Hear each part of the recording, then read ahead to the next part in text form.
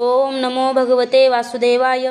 तर आपण श्रीमद भागवत महापुराण पाहत आहोत आणि त्यातील हा आपला तृतीय स्कंदातील अध्याय 29व्या अध्यायामध्ये आपण भक्तीचे मर्म आणि कालाचा महिमा पाहणार आहोत.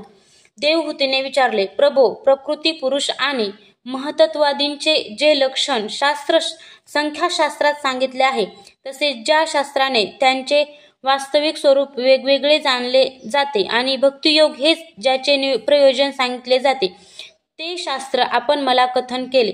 आता भक्तियोगाचा मार्ग मला विस्तारपूर्वक सांगावा. हे भगवन, याशिवाय जीवाच्या जन्म मरण रूप अनेक प्रकारच्या गतींचे सुद्धा वर्णन करावे, जे ऐकल्यामुळे जीवाला सर्व प्रकारच्या वस्तूंविषयी वैराग्य निर्माण होते.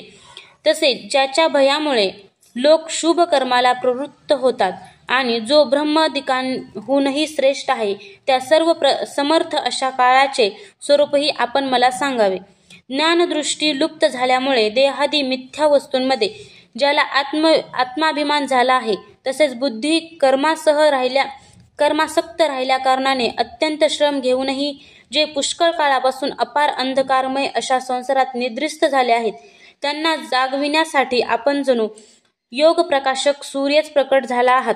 मैत्रेय म्हणतात, कुरुक्षेत्र विदुरा, मातेचे हे मनोहर वचन ऐकून महामुनी कपिलांनी तिची स्तुती केली आणि दयेने कळवळा येऊन अत्यंत प्रसन्नतेने ते तिला म्हणाले. श्री भगवान म्हणाले, हे माते, साधकांच्या भावानुसार भक्तियोग अनेक प्रकारे प्रकट झाला आहे. कारण स्वभाव आणि गुणांच्या भेदामुळे मनुष्याच्या भावनांमध्ये विभिन्नता असते. प्राणी व ईश्वर यांच्यात भेद पाहणारा तो जो क्रोधी पुरुष हृदयात हिंसा, दंभ आणि मत्सर असा भाव ठेवून माझ्यावर प्रेम करतो, तो माझा तामस भक्त आहे. जो पुरुष विषय, यश आणि ऐश्वर्य मिळवण्याच्या कामनेने प्रतिमा इत्यादींमध्ये भेदभाव बाळगून माझे पूजन करतो, तो राजस भक्त होय. जी व्यक्ती पापांचा क्षय करण्यासाठी किंवा परमात्म्याला अर्पण करण्यासाठी पूजन करते, आपले कर्तव्य समजून भेदबुद्धीने माझे पूजन करतो, तोच सात्विक भक्त होय. ज्याप्रमाणे गंगेचा प्रवाह अखंडपणे समुद्राकडे वाहत जातो, त्याचप्रमाणे माझ्या गुणांच्या केवळ श्रवणाने त्याच्या मनाची वृत्ती तेलाच्या धारेप्रमाणे अखंड सर्वांतर्यामी असणाऱ्या माझ्यामध्ये असते. तसेच पुरुषोत्तम अशा माझ्याबद्दल जे निष्काम आणि अनन्य प्रेम असते, ते निर्गुण भक्तियोगाचे लक्षण सांगितले गेले आहे. असे निष्काम भक्त मी देण्यास तयार असतानाही माझी सेवा सोडून सलोकता, साष्टी, समीपता, स्वरूपता आणि सायुज्य मुक्ती सुद्धा घेत नाहीत. हाच भक्तियोग परमपुरुषार्थ मानला गेला आहे. याच्या योगाने मनुष्य तिन्ही गुणांना ओलांडून माझ्या स्वरूपाला प्राप्त होतो. निष्काम भावाने श्रद्धापूर्वक आपल्या नित्य नैमित्तिक कर्तव्याचे पालन करणे, नियमितपणे हिंसारहित उत्तम शस्त्रविहित उपासना करणे, माझ्या प्रतिमेचे दर्शन, चरणस्पर्श, पूजा, स्तुती आणि वंदन करणे, प्राण्यांच्या मध्ये माझी भावना करणे, धैर्य आणि वैराग्य धारण करणे, महापुरुषांना मान देणे, दीनांवर दया करणे आणि आपल्यासारखी स्थिती असणाऱ्याबरोबर मित्रत्वाने वागणे, यम नियमांचे पालन, अध्यात्मशास्त्रांचे श्रवण, नामसंकीर्तन, मनाची सरलता, सत्यपुरुषांची संगत, अहंकाराचा त्याग, याप्रमाणे माझ्या भागवत धर्माचे अनुष्ठान करणाऱ्या भक्तांचे चित्त अत्यंत शुद्ध होऊन माझ्या गुणांच्या केवळ श्रवणाने अनायासे माझ्याकडे लागते. ज्याप्रमाणे वाऱ्याने उडून जाणारा वास आपला आश्रय असलेल्या फुलातून नाकापर्यंत पोहोचतो, त्याचप्रमाणे भक्तियोगात तत्पर आणि राग द्वेषादी विकाररहित चित्त परमात्म्याकडेच ओढ घेते.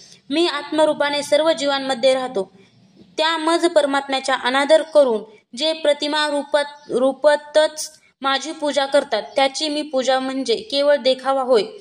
सर्व भूतमात्रांमध्ये स्थित सर्वांचा आत्मा परमेश्वर अशा माझी मूर्खपणाने उपेक्षा करून केवळ प्रतिमा पूजनातच तो गडलेला असतो. तो जणू अग्नी सोडून भस्मामध्येच हवन करतो. जो भेदबुद्धीने पाहणारा अहंकारी मनुष्य दुसऱ्या जीवांशी वैर करतो आणि अशा प्रकारे त्यांच्या शरीरात असणाऱ्या माझाच द्वेष करतो, त्याच्या मनाला कधीच शांती मिळत नाही. हे माते, जो दुसऱ्या जीवांचा अपमान करतो आणि श्रेष्ठ कनिष्ठ पदार्थांनी माझ्या मूर्तीचे पूजन करतो, त्याच्यावर मी प्रसन्न होत नाही. मनुष्याने आपल्या धर्माचे अनुष्ठान करीत तोपर्यंतच मज ईश्वराची प्रतिमा आदींमध्ये पूजा करीत राहावे, जोपर्यंत त्याला आपल्या हृदयात तसेच संपूर्ण प्राण्यात स्थिर असलेल्या परमात्म्याचा अनुभव येत नाही. जी व्यक्ती आत्मा आणि परमात्मा यांच्यामध्ये थोडे सुद्धा अंतर आहे असे समजते, त्या भेददर्शी व्यक्तीला मी मृत्यूरूप मोठे भय उत्पन्न करतो. म्हणून सर्व प्राण्यांमध्ये घर करून त्या प्राण्यांच्याच रूपात असलेल्या मज परमात्म्याचे यथायोग्य दान, मान, मैत्रीपूर्ण व्यवहार आणि समदृष्टी याद्वारे पूजन केले पाहिजे. हे माते, पाषाणादी अचेतनापेक्षा वृक्षादी जीव श्रेष्ठ आहेत.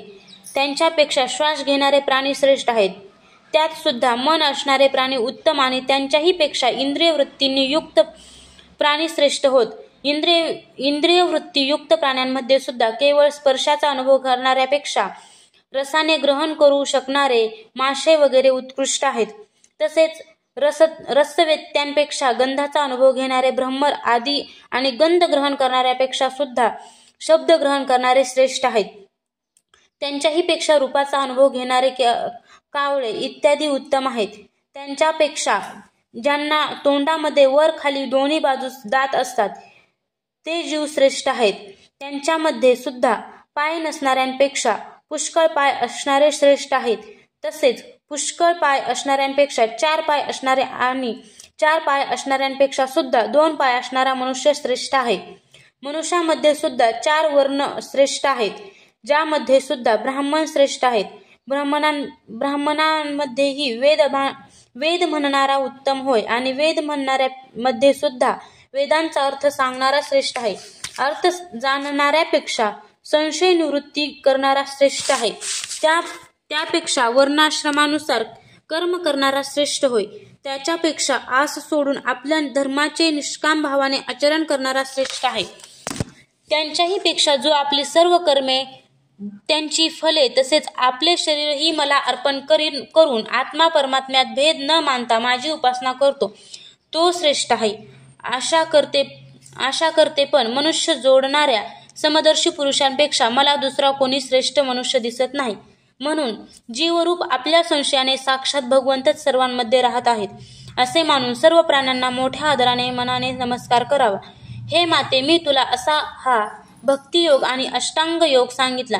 यापैकी एक योग करण्यानेही जीव भगवंतांना प्राप्त होऊ शकतो. भगवान परब्रह्माचा अद्भुत प्रभाव संपन्न तसेच जगातील पदार्थाच्या नानाविध वैचित्र्याला कारण असणारा स्वरूप विशेषच काल या नावाने प्रसिद्ध आहे. प्रकृती आणि पुरुष यांचीच रूपे आहेत, तसेच ही त्यांच्यापासून वेगळी सुद्धा आहेत. नाना प्रकारच्या कर्माचे मूळ अदृष्ट तो हाच होय आणि यापासून महतत्वादींच्या अभिमानी भेददर्शी प्राण्यांना नेहमी भय असते.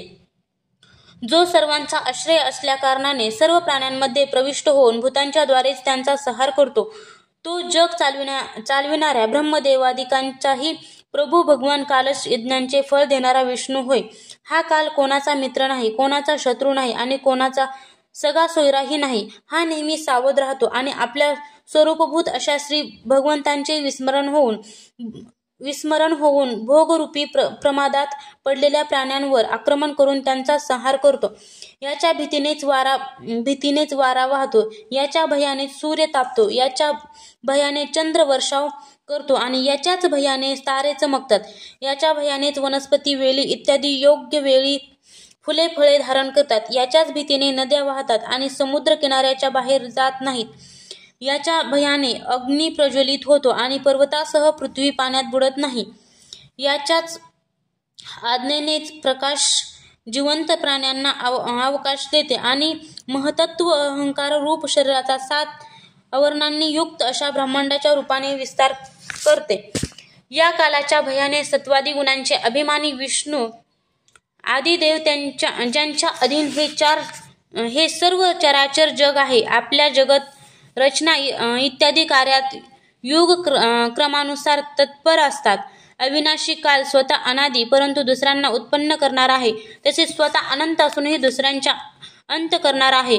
हा पित्यापासून पुत्राची उत्पत्ती करीत सर्व जगाची निर्मिती करतो आणि आपली संहार शक्ती जो मृत्यू त्याच्यापासून यमराजाला सुद्धा मारून त्याचा अंत करतो. अध्याय 29 समाप्त.